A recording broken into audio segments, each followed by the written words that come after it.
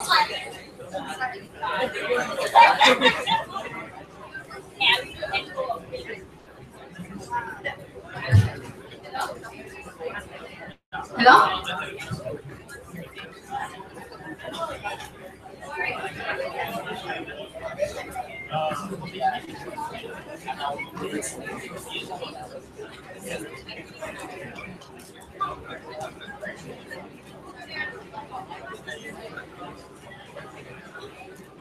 Alright guys, so we'll be starting soon, so we'll appreciate it if you guys like quiet down a bit, alright? Thanks. Alright. Alright guys, so welcome to the grand finals of National BP Novice. So in opening government we have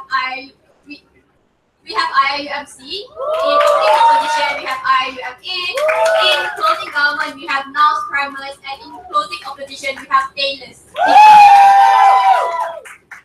Alright, so judging is me as Cham, Jordan, Azim, Hannah, Fred, Imran, Eric, Sarah, and Sadiq. Alright, so a few housekeeping rules. So even that this place is very large and all, so if you want to go out, just do it between speeches, and also please quiet down, so silence your phone, please don't distract the speakers. Alright, speakers, you are encouraged to use the mic because this place is very large, so it's easier for us to hear you as well. Alright. Okay, so on the motion that this House believe that artists should not disclose that their art was influenced by drug consumption, I invite the Prime Minister to start the debate. Thank you.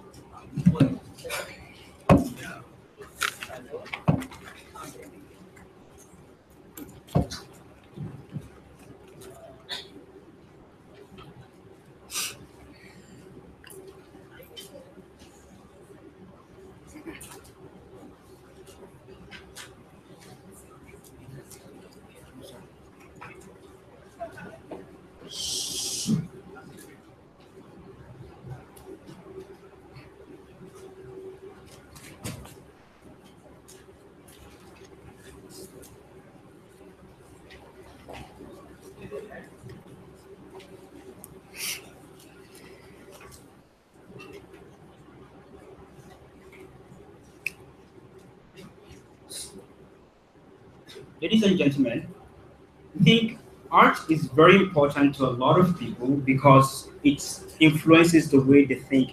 It has a lot of connotations to their life. So because of this, we think it shouldn't connotate something that's very negative, especially things like drugs, right?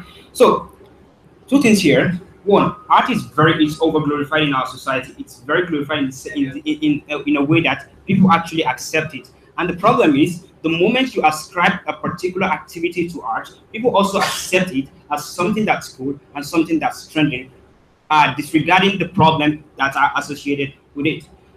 So we think a lot of people in status quo are inherently affected by drugs, and like ascribing art to it makes it even worse for these people to get help or reparation that they need. Two things I'm going to be talking about in my speech. One, why disclosing art as an inspiration or disclosing your art is influenced by drug leads to a situation in which there's a facade for drug problem. But secondly, it leads to a situation in which drug is over-glorified and how it affects young people and upcoming artists. Go. Are you okay with artists who create songs like Broccoli and Mascot, which talk about drugs as well? Yeah, it says art. So, so we think drug is bad, and basing work of art on it is also bad. Let's understand what art really looks like. We think first, it's very influential in the way that it affects the life of a lot of people. People gain inspiration from it. Secondly, artists are far-reaching in the kind of followership they have, because the number of people that follows them, but also the number of people who have access to their art. Third, we think the critique of art is always based on aesthetics, which means more people actually more people actually focus more on why art is like the details to art, the literal diction that were used in this art. So why do we think that's bad? One, because of its far overreaching, it becomes the dominating narrative in which people see this as an art, as a tools to actually gain more inspiration. Why do we think that's bad? The moment it becomes overwhelming narrative, it means people sees drug as something that's good, disregarding a lot of people who are actually affected by the problem of drug, people who have drug problems. Secondly, we think it hides the plight of people who have suffered through art. So why do these people actually need help? One, they're usually poor people, or people who's like they're usually poor people who are hooked on drug, who are hooked on things that affect their life in a lot of ways. So you as an artist, you're privileged, you're not as vulnerable as these people. The moment in which you flaunt your success, look, this art is created by drug. People do not see a problem in drug. What they see is drug as an inspiration or as a tool to bring really cool art. I think that's problematic. Third, I think people focus more now. All might want to talk about like because art is, you know, artists who are influenced by drug might actually use it as an avenue to advocate for people with drug problems. But the problem with the problem with that is people actually focus more on the aesthetic values of art and not really on what on what the problem of the artist is. And even if these people are going to focus on what the problem of the artist is, it leads to a situation in which people see it as something that's cool or something that brings inspiration to this art. Now it shifts attention away from the most vulnerable people. Go. There's an assumption in government that drug consumption is bad. Can you tell me what is the foundation of this assumption? I mean, there are a lot of people whose life have been destroyed because of drugs they use. There are a lot of people who went broke, who are poor because of the kind of drugs they use, because they have to always like buy this drug from cartel, and because in status quo, government criminalize it a lot. So even if you go to the hospital, you're more likely to actually be reported in a way that you don't want to go to the clinic or to the authorities, because these are the kind of people that can help you. So the kind of people that can actually help you are always like going to try to put you in prison. So why do we think why do we think it's bad for arts to be dominated by drugs? One, these people do not get the kind of help they need, in which their life becomes more miserable and like worse. Second argument, why it leads to glorification of drug. I told you before in my characterization that drugs are like, okay, arts are over glorified, and the moment in which you ascribe, okay.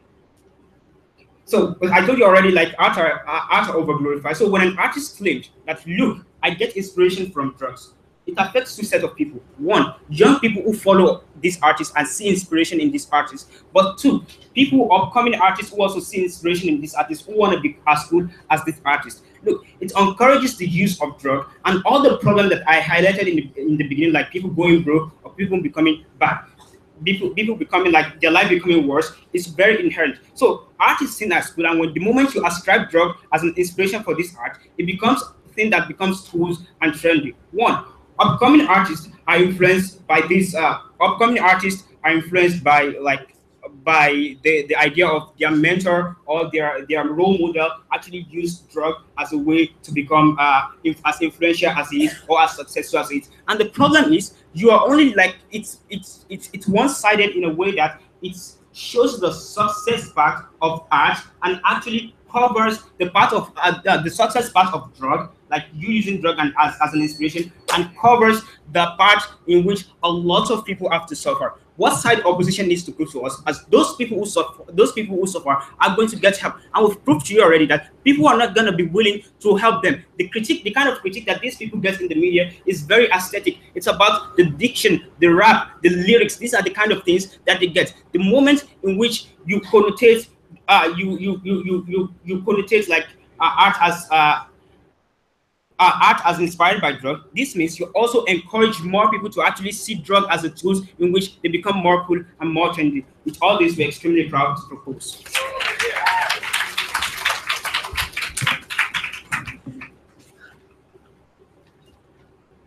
I would like to thank the Prime Minister for the speech. Now to start the case from side opposition, the leader of opposition.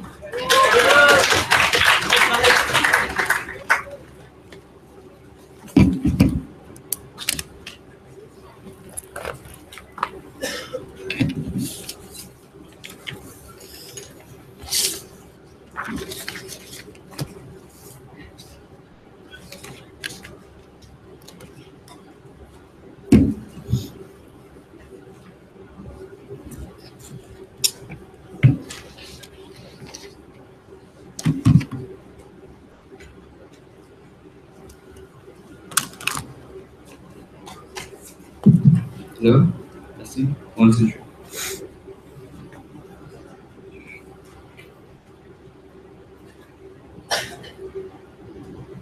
When rappers and artists disclose that cocaine, marijuana, and coke directly affected the art that they created, they don't do it explicitly in the sense that they tell these individuals that it negatively affected their lives. They tell a story. They tell factors that necessarily indicated that they were pushed to these drugs in the first place. For instance, we point to examples such as Tovelos High, where she tells you that she was forced to go through drugs and it ruined her life. We point to examples such as Black Bass Help, where he told you that he wished that his actions were not dictated by drugs. They don't portray drugs positively, but rather they portray it negatively in the sense that they wish they had gotten rid of it. PM didn't provide any characterization of how they portray this the link in the first place, and we're going to hijack that. But before I move on to my studies, what is the alternative that we defend on the outside, and how is it that these artists are able to disclose this information necessarily? Two methods. One, they can do it explicitly, right? They can do this via interviews where they necessarily talk about their drug problems and things that affect them. We saw this when Eminem was talking to MTV about how cocaine affected his life, for instance. But two, they can also do this implicitly in the sense that they directly imbue the sorts of lyrics that exist about drugs in their songs. We saw this in Tovelos High, for instance, where she begs to be freed from the shackles that drugs necessarily predicated her into. Two things then in my speech. One, how this empowers individuals with drug-related problems, how this rehabilitates them, and two, how even if drugs were portrayed as celebratory, why the intrinsic value behind our work is far better on the outside. So one, how this empowers individuals with drug-related problems. So an important piece of clarification about the nature of these songs before I move on. Understand that these songs revolve around drug addiction. This is impacted in negative ways, such as Tovelos High, for instance. But also, even when it's impacted in positive ways, it is the notion that you are free from these drugs and you are able to explore your life only at the point at which you are free from these drugs. Eminem is only able to relate with his daughter at the point at which he does not think about getting the next high, for instance, right? PM gives zero characterization of what this link looks like. We think that this is far more realistic. Why is this incredibly good? It's incredibly good because understand that artwork as a form is incredibly accessible to many individuals. Three reasons why. One, anyone can craft artwork insofar as you literally just need musical instruments, for instance. You're able to produce the sorts of things to garner attention. But second, understand that music is literally everywhere. Insofar as even the most rural places, you have Spotify, for instance. These are things which are very accessible. But thirdly, the people are far more likely to opt as a form, as music, as a form of message and a form of social awareness, insofar as the other alternatives are far less palatable. These are things such as rehabilitation incentives, which necessarily contain the sort of stigma and prejudice, which means that they are far less likely to opt into those particular circumstances. Why is it do we get on the outside rehabilitation, right? Understand, if music is most accessible, the individuals who are only empowered at the point at which you provide this link, that you tell these individuals that I was only pushed to drugs because of my socio-economic circumstances, that's precisely at the point in which other individuals are able to tap into that as well. Three reasons why music is far better. One, you have a personal relationship with music insofar as it tells stories. Two, this music also acts as the catharsis for your problems. I listen to music when I get really bad grades, for instance, right? But thirdly, it's far more relatable, right? You tell stories. An individual going through drug problems is far more likely to relate to a musical form of catharsis as opposed to one that is alternatives. Second reason why this is incredibly important. Understand that the music industry is also incredibly plagued with drug-related issues. We unearth these issues on the outside of the house. Why is this the case? Because you get the awareness of the fact that these individuals do face drug problems, right? Because these things are incredibly prevalent in the status quo. Young artists are overexploited by employees, for instance, by record labels, and they're only able to necessarily tell people that they were pushed to drugs by this exploitation by providing that link to audiences. This is incredibly important because we unearth these issues. The comparative is, and no thank you, at the point at which music does not influence these individuals. You can't ever unearth these incredibly important things. These young artists who are exploited literally every day, forced to pay like very small wages, for instance, be paid very small wages, are never able to tell these individuals that they push to drugs because of these reasons, for instance. Second reason why we win under our side. Why the intrinsic value of art is far better under our side.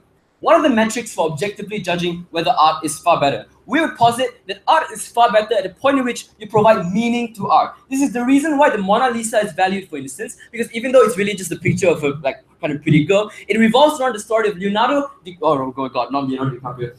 Vinci love for a girl. Whistler's mother was important and valued because it revolves around maternal love and maternal representation. What happens at the point at which artists are able to create the link between arts and drugs? There's far more meaning attributed to these songs in this particular instance. They are stories imbued. No, thank you. These are deeply personal stories about humble beginnings, about oppression, about depression that necessarily entails from these art industries, ladies and gentlemen, and the sorts of things that led to the drugs in the first place. This is where Darika engaged with PN, where you see that people only pay attention to aesthetic value. We reject this. The only way you actually do pay attention and are able to surpass that aesthetic value is only when you derive meaning from that art. And the only way you get meaning from the art, ladies and gentlemen, is at the point at which stories are imbued upon them. So, sorry, could you use your... Cater towards the artists that use drug consumption as a tool towards creating their art, not these social implications that you're talking about. The meaning becomes far worse if that were to be the case. Guys, let's examine the incentives of artists to create art revolved around drugs in the first place. They do so to tell stories, and they necessarily do so to tell a story of how this sort of oppression and depression led to them in the first place. They don't do it positively. They don't celebrate drugs in this particular regard. Why is it that it's so important that the intrinsic value behind artwork is far better? Two reasons. As a form of art, our side gets objectively better art. Why is this incredibly good? It's incredibly good for two reasons. One, you're far more likely to provide value to a larger audience. This is incredibly important for poor people and individuals who are pushed to drug-related problems who also can empathize and relate, right? Understand that the comparative is art largely designated around rich people who can appreciate the intrinsic value behind that art as opposed to poor people who can't necessarily relate. As a metric, we get audience to far larger people. But secondly, understand that you're also far more likely to be relatable at the point in which you do so, right? Because this individual also go through those drug problems and you're also able to enjoy the sort of catharsis that we get outside the house. Second reason why it's incredibly important. Understand that this is by far the best avenue for rappers and artists who also come from minority backgrounds and minority races to properly tell stories of the sort of oppression and depression that they face. Why is this good? Because understand that alternatives for them do not work. People don't listen to them if not for a form of art. African Americans don't listen to, people don't listen to African Americans other than the fact that through hip hop, for instance, other than the fact that, okay, Eminem's not African American. Oh, okay. So like, Kanye, for instance, right, talks about his drug problems. People only listen to them through hip hop. But second reason why, understand that the only point at which you garner support for individuals is the point at which these individuals are given avenues to necessarily dictate what they want in the status quo. Our side is the only side that materializes a world where individuals are able to escape drug-related issues and escape the shackles of drug-related problems. So proud of you.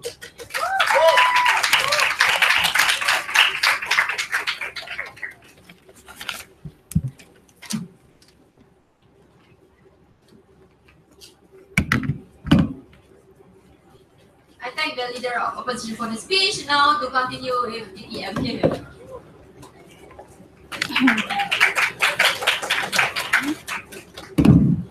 Okay.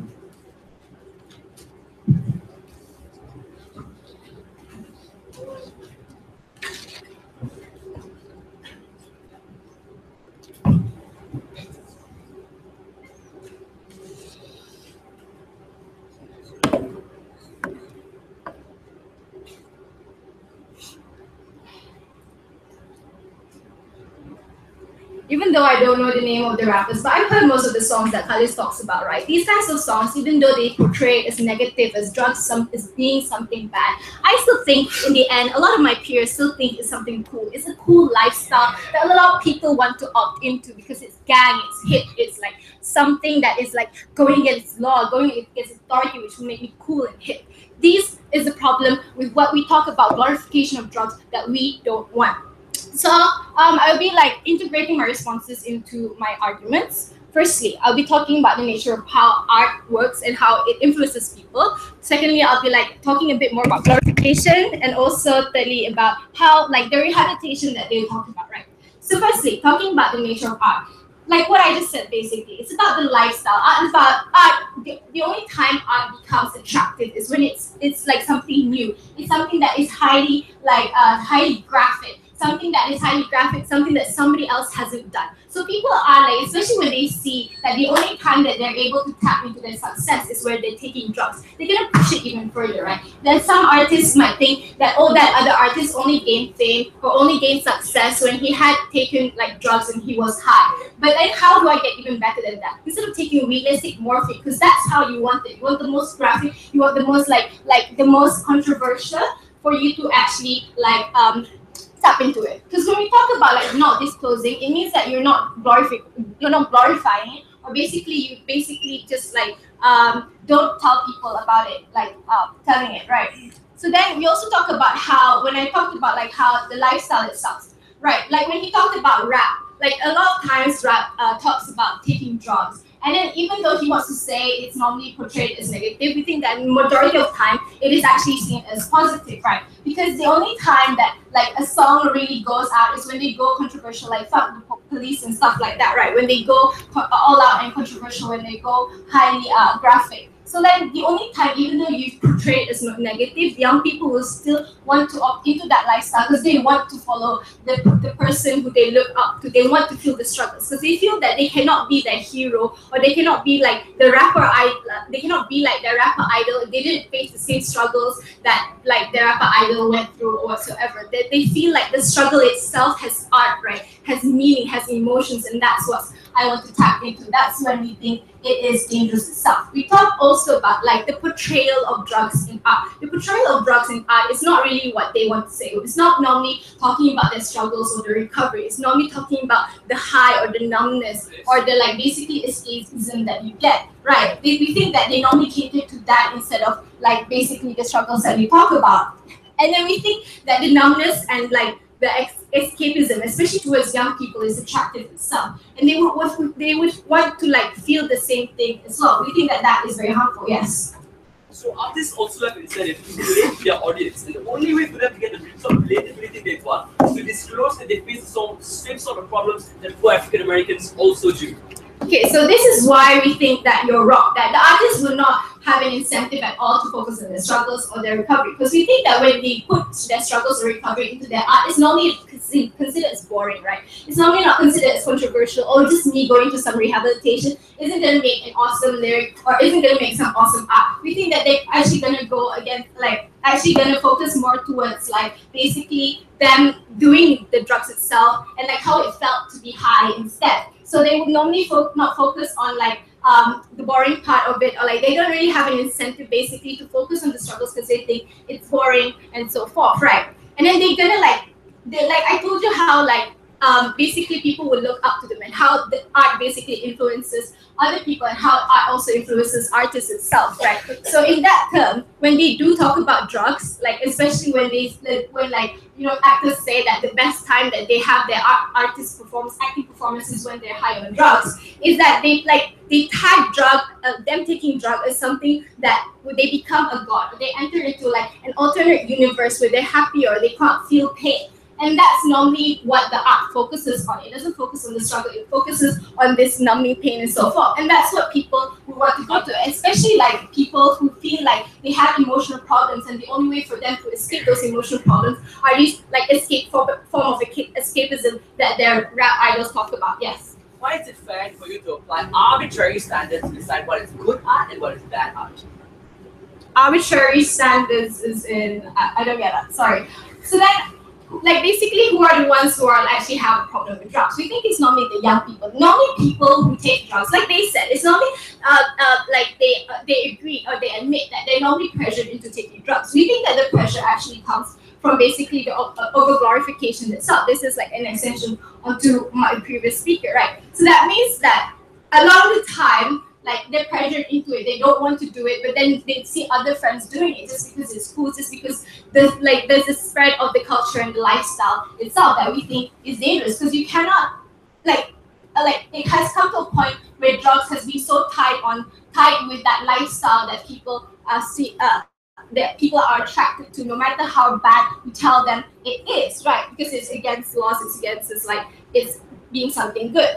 We also talk about how now basically because you're actually allowing it to be in the form of art, something that people see a lot and something that people look up to. We think that it also normalizes the concept or the practice itself, that people don't really take drugs as something that which is like something serious and everybody's doing it because it's cool and hip. So when you normalize it, it means that it's harder for you to actually like tell your friend or whatever that drugs is bad, because it's already seen as something which is good and it's already something seen as normal that everybody does it. So it's harder for you to tell your friend like basically drugs is bad. It's harder for you to tell them that like they need to get rehabilitation and so forth. So going on to the recovery that they talk about, we think that like in terms of recovery, we already told you that most of the art that they use itself is very highly graphic and it's highly like showing this even if it does basically show what they went through, but like in a glorification way. We tell you that a lot of people who went through struggles with drugs will feel like it's actually because they have trauma from like all the times when they abused drugs itself. And then when they see the art, they feel like they cannot run away from it because it reminds them of the happier times when they were numb and they were able to escape from the reality itself. So we think that it's harder for people to like recover from struggling or the abuse of drugs, especially when people keep pushing on that it's when they become the happiest or it's when that you get your most successful forms of work. Thank you.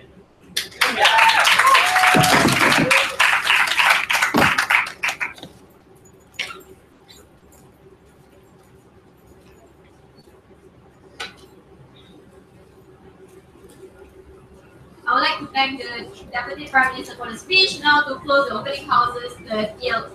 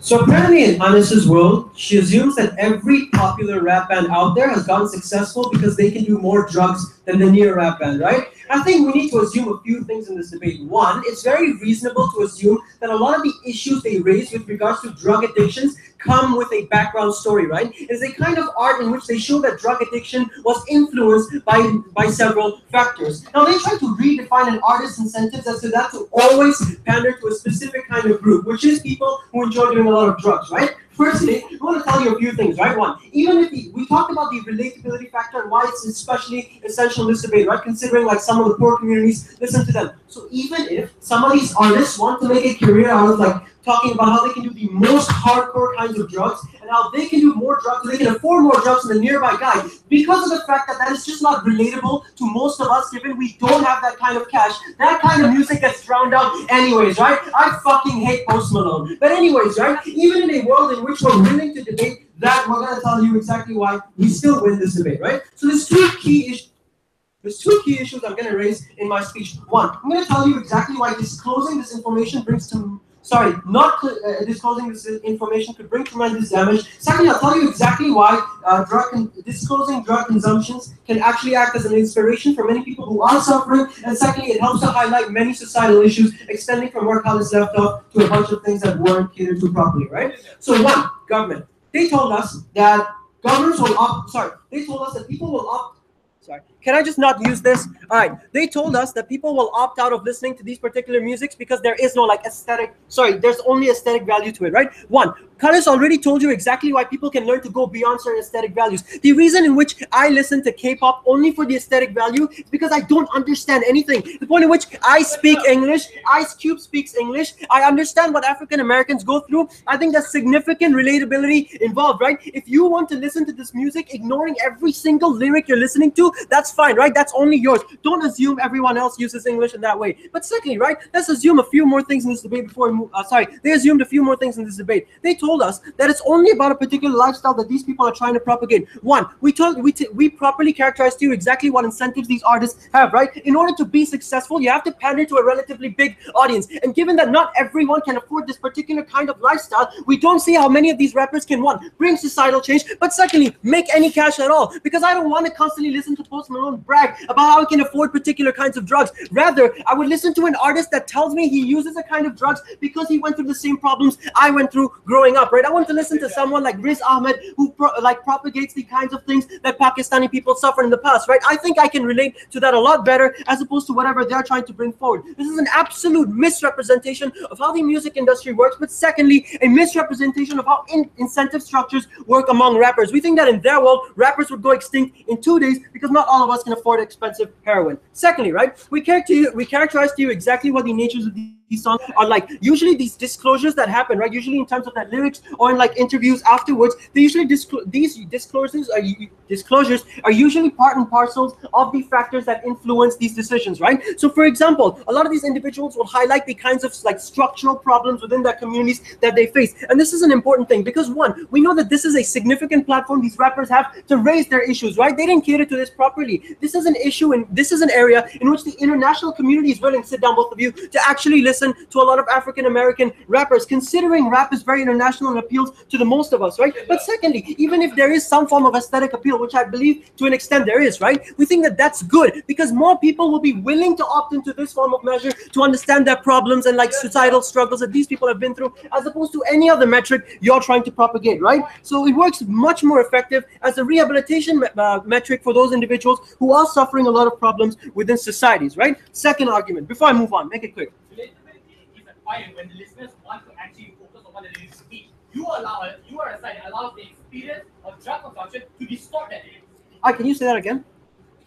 Relatability can be acquired if these individuals focus on what the lyrics actually mean. Your side allows an experience to distort what those lyrics actually mean. Did I literally just tell you that the individuals who always propagate a certain kind of lifestyle will be drowned out anyways, considering only the most relatable artists will stay relevant in communities internationally? And secondly, we told you that the aesthetic appeal is there, but individuals will also be willing to listen to a lot of the lyrics, considering it's quite understandable for the most part. But secondly, right, let's talk about why disclosing this information can act as a good way to highlight specific societal issues, right? We talked about how a lot of these drug-related issues talk about problems within not just within like minorities and structural problems that they face, but also within the music industry, right? We understand that a lot of artists were actually coerced into taking drugs because of the kinds of things they face. For example, a lot of female artists had to use drugs because the music industry is sexist, right? Because the music industry doesn't pander to them properly. We know that this is a form of outlet they use because they had no other choice. In their music videos, in like, for example, Kesha's new song, Women, where she's acting like, where she's talking about how empowered she was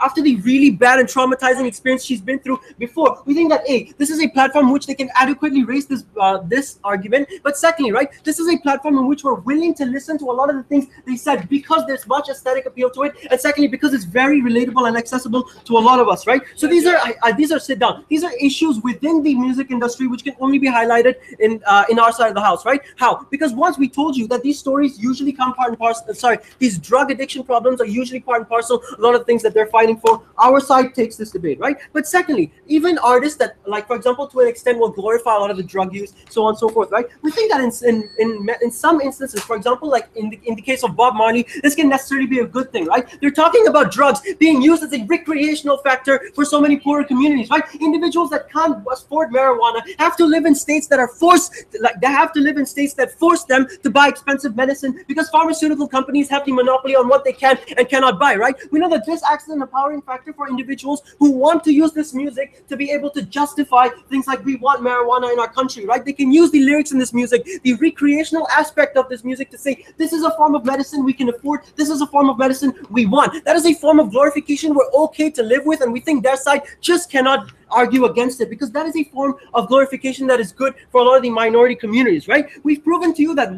this helps bring we've proven to you that this helps raise specific issues that exist, structural problems within societies that influence drug addictions, problems within music industries that influence drug addictions, and lastly, how this helps in making policies in favor of certain drugs that societies have robbed from certain communities, right, for recreational purposes. I think our side stays more relevant as to how these music industries actually work. We're more consistent with reality, and we're much prouder to win this debate for the 6th time. 6, 7, what round is this? 6. Yeah.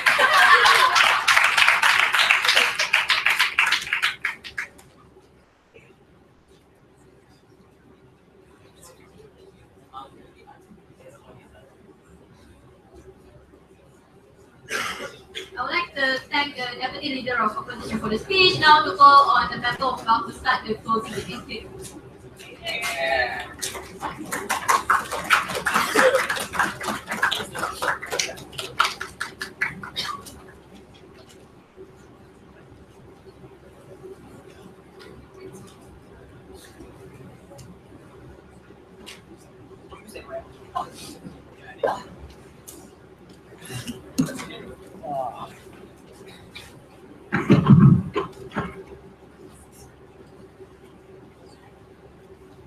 Hello? Hello?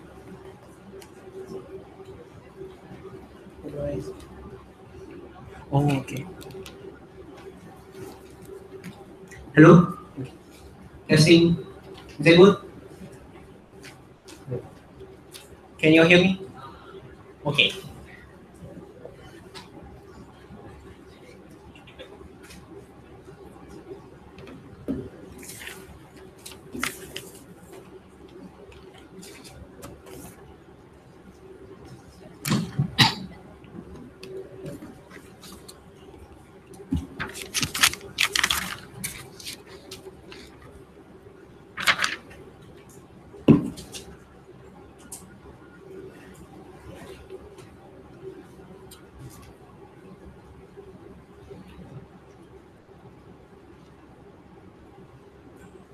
Side closing government is okay with stuff like songs saying how drugs are bad.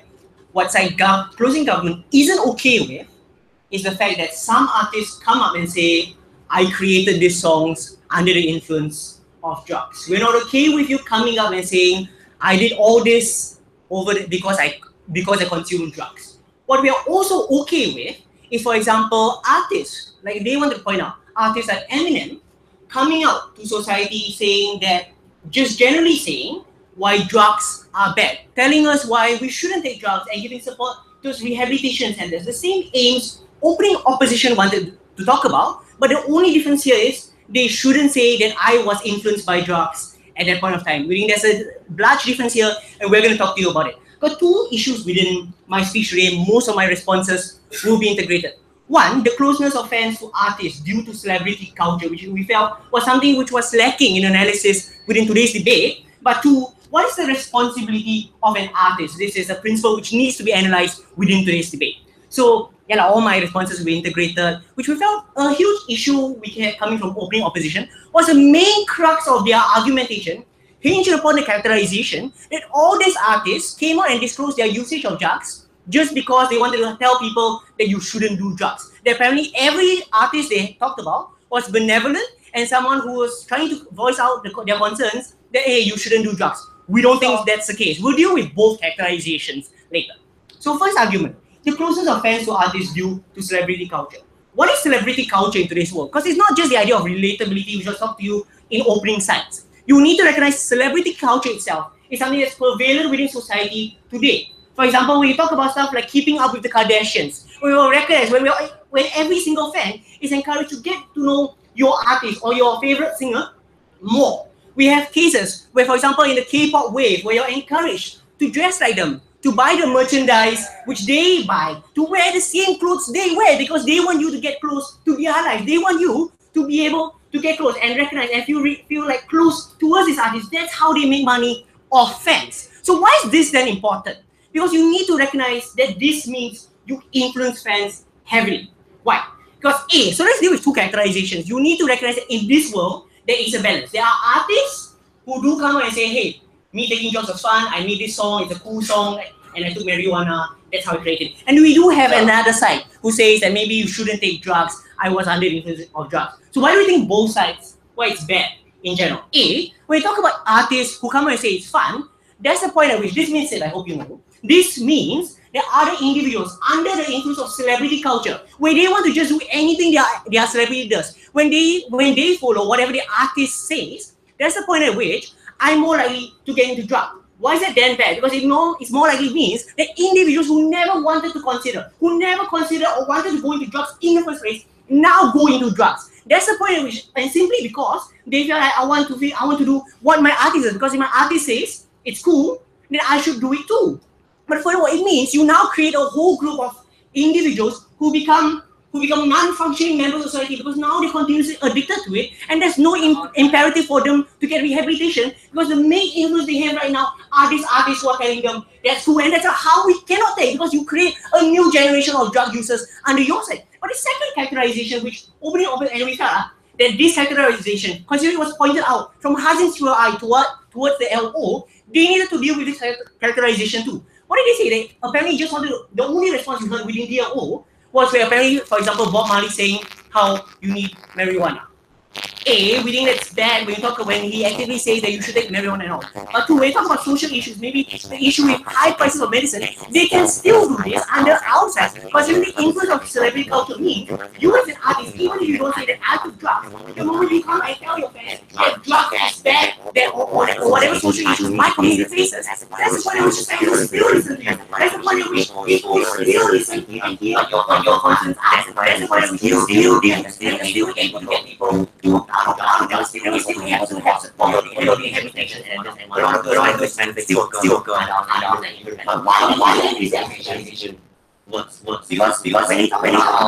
when we don't the idea is very liberatable.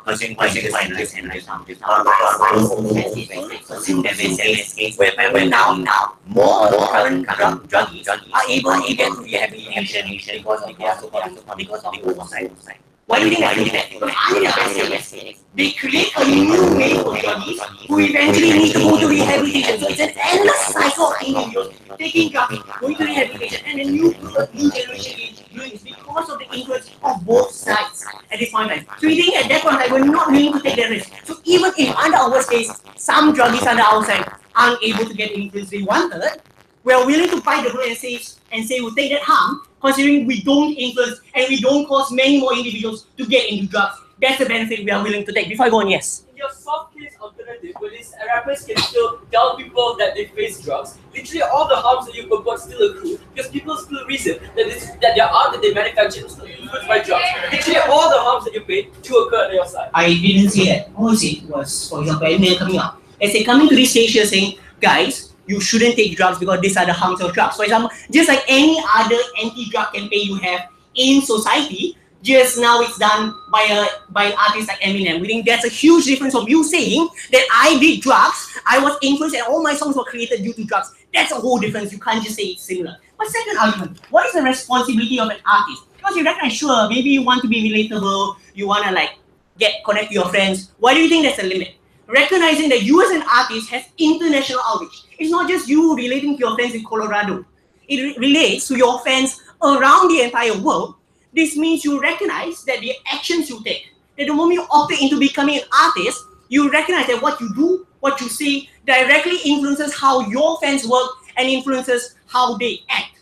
What does this mean? It means you need to recognize that there's a limit towards what you can say the moment all these kind of things harms the very fans who support you. And we draw parallels to stuff like politicians, where we hold them to account for the stuff they say. We recognize that what they say is harmful to a society. We hold people like Donald Trump to account if he doesn't want to condemn KKK. This is similar. When the moment what you say is something which will directly influence your fans and get them to do drugs, that's the point at which this has to stop. Even if it comes at the expense of relatability, we're fine with that. Because considering in our world, at least less people take drugs. It's been fun debating in Malaysian debating circuit. I hope it prospers.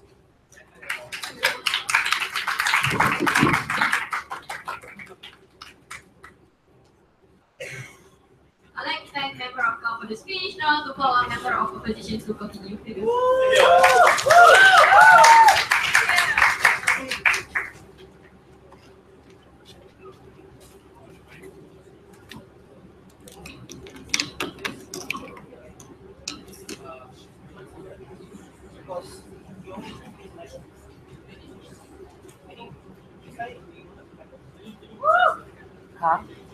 Hello.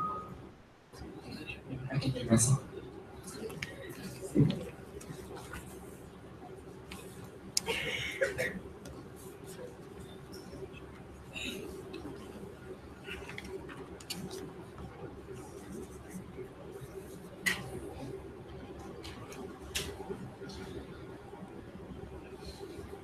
Panel.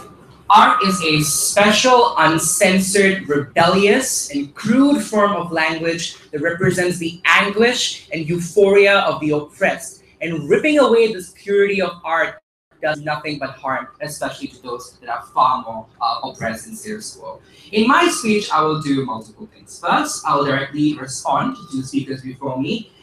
Responses to the closing government extension will mostly be integrated into two things that I'll posit in my speech. Firstly, on how we empower better art and better artists in closing opposition, but also opening opposition talks a little bit about of legalization. We'll give you outcomes. We'll tell you why, in principle, that is the best form of thing to defend the states today. I'll give you the outcomes and how it's best. Before I move on to the two things I'll posit in my speech, responses.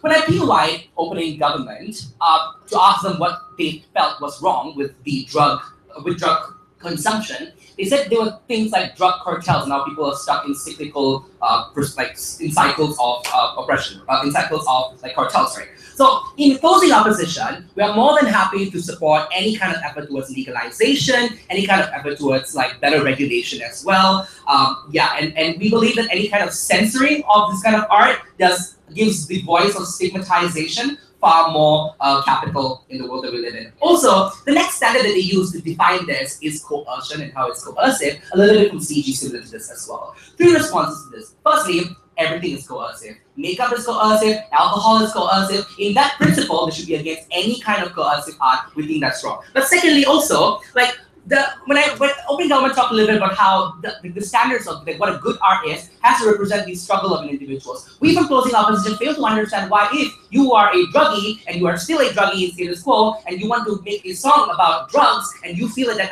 is the extent of your identity, why that is not a good form of art. We believe the individual, the artist should be the arbiter of what good art is. All right. Two things I'll posit to you in my speech. Firstly, on how we better minorities and how we better the efforts towards legalization of drugs, right? There was a lot of discussions on how drugs are not bad. I like to point out that individuals have the autonomy and choice to be able to opt into whatever they want. If they want to take drugs like Molly, if they want to listen to songs like Broccoli and smoke a joint after, we're more than happy to empower them for multiple reasons. I'll run you through why, right? Also recognize that a lot of things the fact that marijuana is illegal in status quo isn't because marijuana is bad, it's because of one bad scientific research journal that was released a long time ago, and then Richard Nixon decided to pick it up and use it as an excuse to oppress African Americans. It's all horrible things that exist in status quo. No valid reasons why these are bad. Next, why is art a good avenue for normalization? Because recognize with drug consumption receiving celebrity culture and receiving celebrity glorification, you better the ability for individuals to access this idea of how drugs isn't bad and how you should decide whether drugs are bad or drugs are good for you. Right? Because there's big buy-in value, people are far more receptive because people are far more receptive towards art about multiple issues such as things like fuck the police or Macklemore's white privilege to talk about a lot of things. People could buy into this, it's fine, right? Also, it's omnipresent and accessible. That means a lot of people can see that these celebrities are talking about drugs. Macklemore going on interviews and talking about how his recent song was because he smoked up and felt that euphoria and how he could break the shackles of depression that he was feeling. These are all valid stories that inside government you shut out and you don't allow an avenue to exist, right?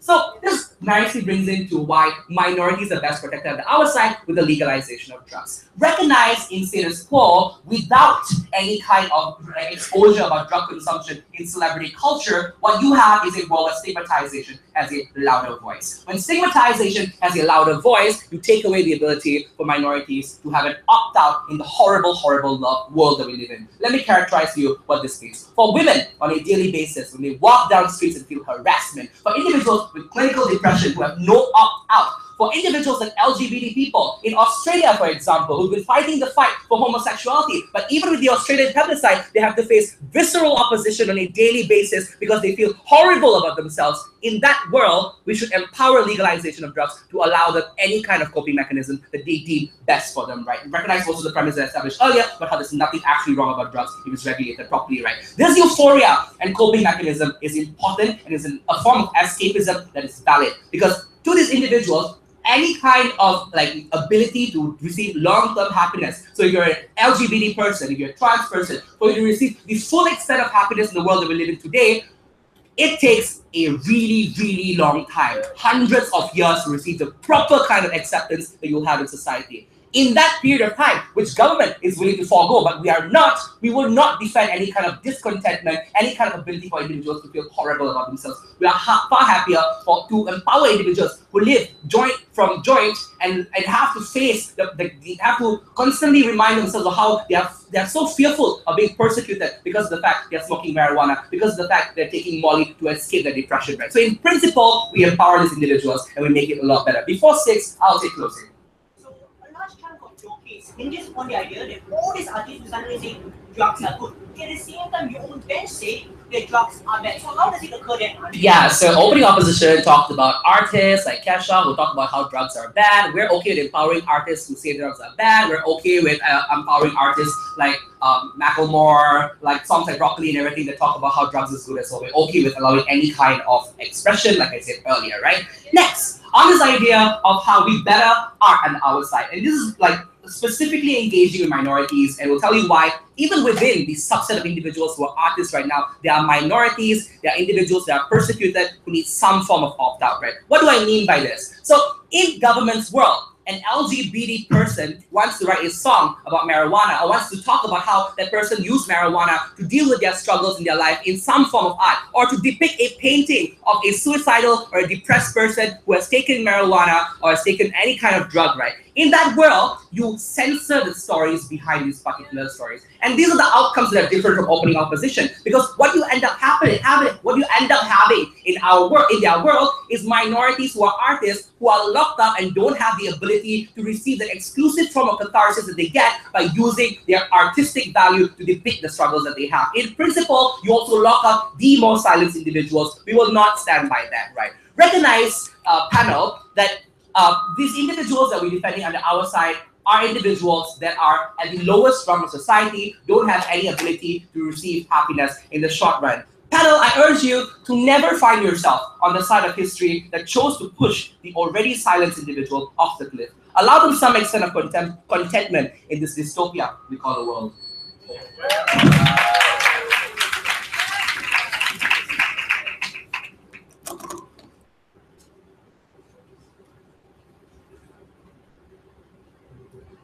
I'd like to thank the member of opposition for the speech. Now to call upon the Council to conclude the government speech. Sorry.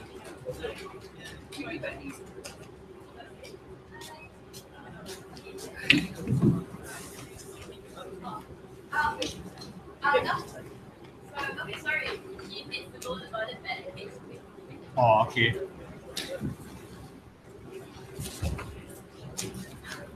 Why do I have to say this? So annoying.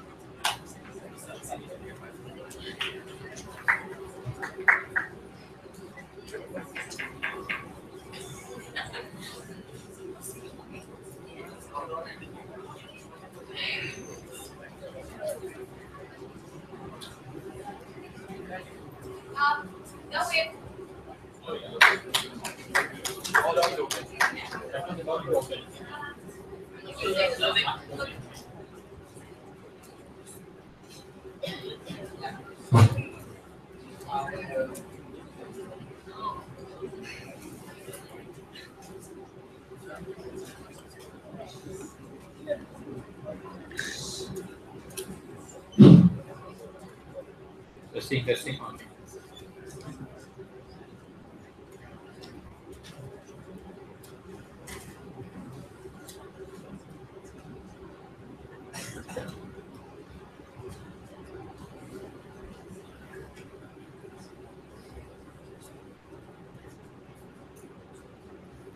I'm going to do three things in my speech. The first is to explain why exactly Matthew's argumentation, which was left unresponded, is the most important level of material that was presented in this debate. The second is to engage with the closing of opposition and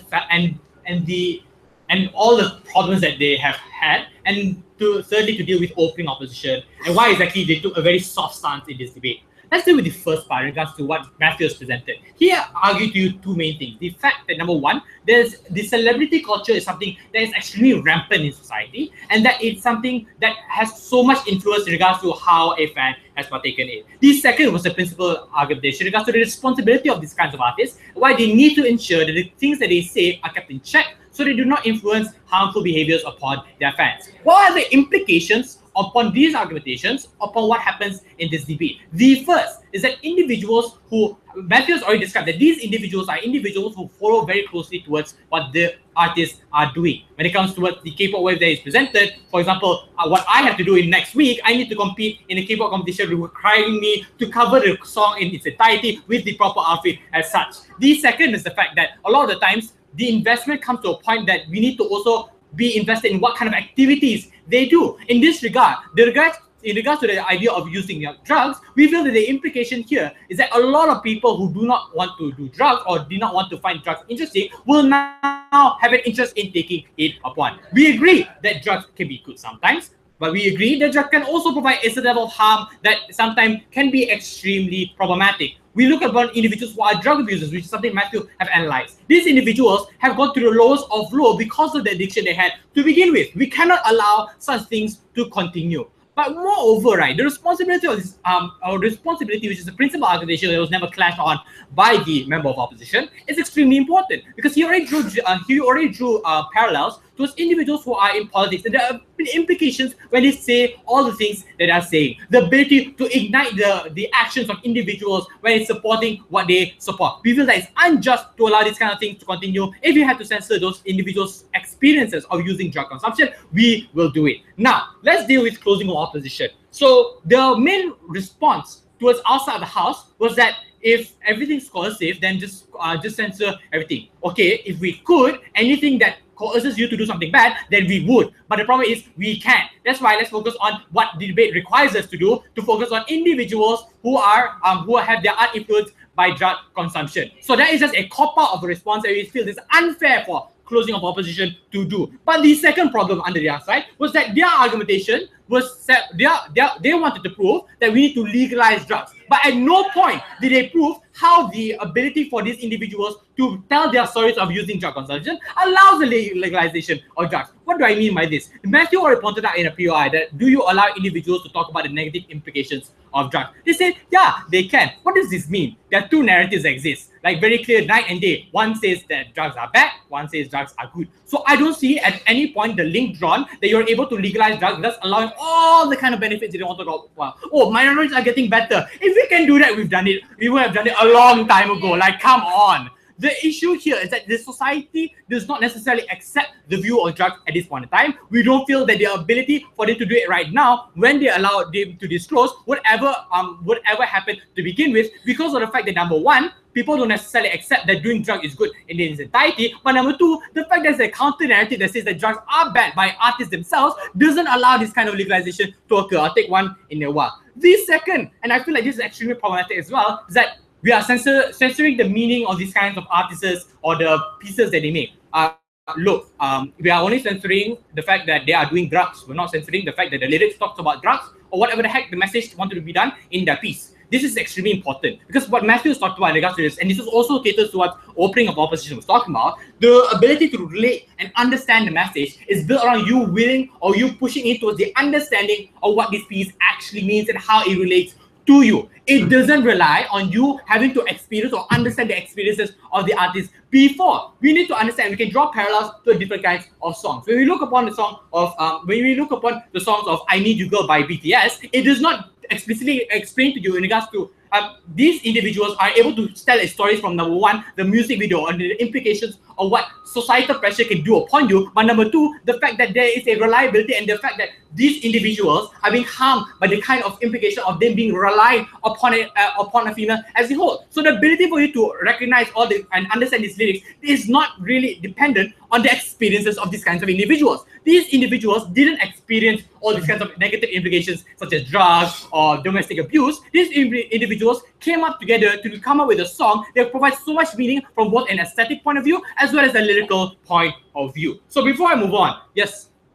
Your whole case is premised on this music being so influential. We said it is, right? That's why people will be more likely to want to campaign in favor of minority problems because they hear it in the music. Deal with it. Yeah, but it has nothing to do with the implications on these people disclosing whether they do drugs or not. Because if that were to be the case, then outside also does all the benefits that you want to talk about. Very simple.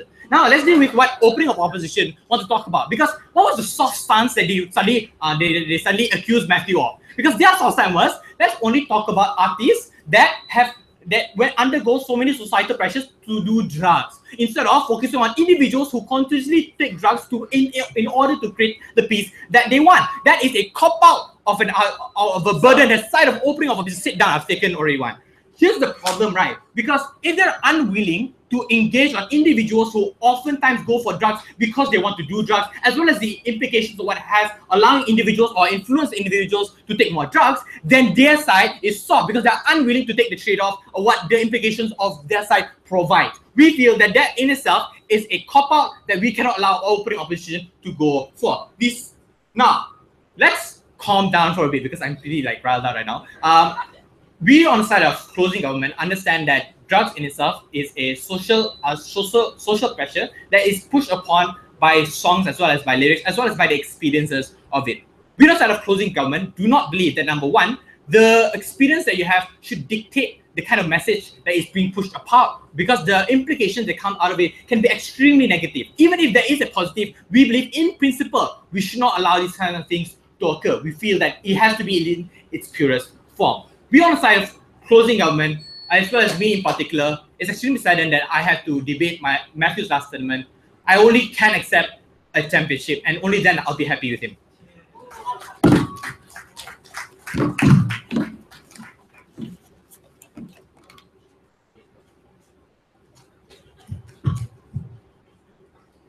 I'd like to thank Novi for the speech. Now to conclude the debate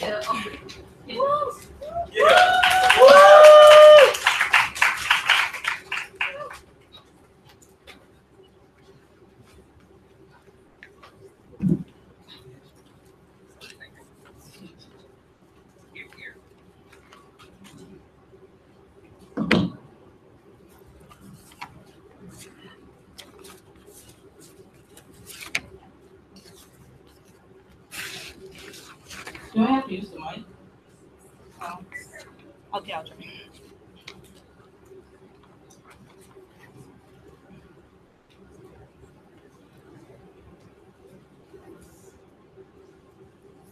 We from side closing opposition believe in a world that everyone has a voice, and regardless of your story, you should be given the freedom of speech. And we believe that we should not be taking that opportunity away from them. I'll be doing two things in my speech today. First, I'll deal with a few rebuttals, and then I'll move on to the issues of this debate. Firstly, rebuttals. So the first rebuttal I have is that PM came here to say that artist has a large following and is viewed as an inspiration. And the moment they start talking about drugs would be viewed as a good thing, because now people would start opting into drugs because they're inspired by them. But then later on, Plupi then came out and POI'd that, oh, what is so bad about drugs then? They said, oh, now you will be influenced, you'll get into the cartel, you have all these big problems. But see, if there is, if you are getting into the, if you are getting problems with the cartel, this isn't a reason for why drugs are bad.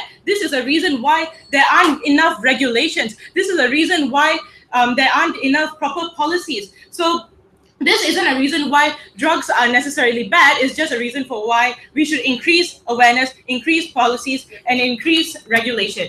Second rebuttal. So the Deputy Prime Minister came out to say that, oh, now people would opt into this, same thing as I said earlier. Now people are going to opt into this lifestyle because they think they idolize these people, and it's harmful and it's dangerous. Oftentimes these songs, let me point out to you, oftentimes these songs are about drugs, are songs written when artists are songs written about their struggles. Yes, they did take drugs. However, they went through a lot of hardships. They went through a lot of struggles when this happened. So, and also in the end, they tend to sing about the fact that they overcome those struggles. They overcome all those hardships, all those hurdles that they had to come across. So in your world, so now you're trying to say that, oh, now people are only going to tap into drugs because they're only interested in the drug aspect of the song. How sure are you that they're not going to be interested in the fact that they are able to come out of this? They are able to overcome all the struggles, like their artists, like the idols. They are also able to overcome the fact that there is they have abused drug in the past. And also, this is also not another reason for why drug is bad. This is just a reason for why there should be increased regulation.